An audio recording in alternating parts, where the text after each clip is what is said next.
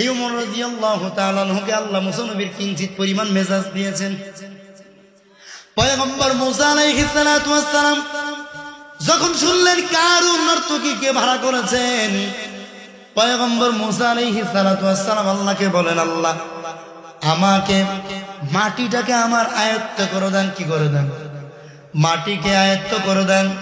মাটি আল্লাহ আয়ত্ত করে দিলেন পয়গম্বর মুসা।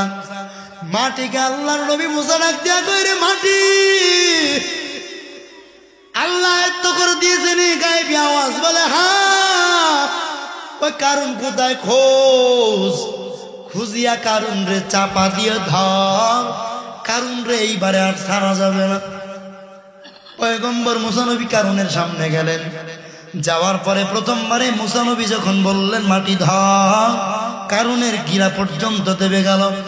কারণ উঠার জন্য চেষ্টা করতেছে, পারতেছে না। এরপরে মুসা নবী ডাক দিয়া বলে, মাটি ধর।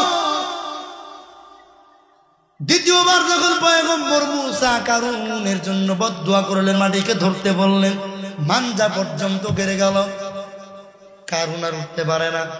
তৃতীয়বারে মুসা নবী ডাক দেয়া কয়, মাটি ধর। কারণ রে আর ছাড়া যাবে না। গলা পর্যন্ত দেবে গেল।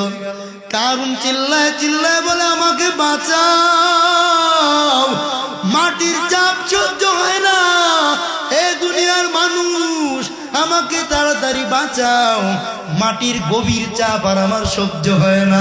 অপর দিক থেকে মুসা নবী ডাক দেয়া কয়, মাটি ধর।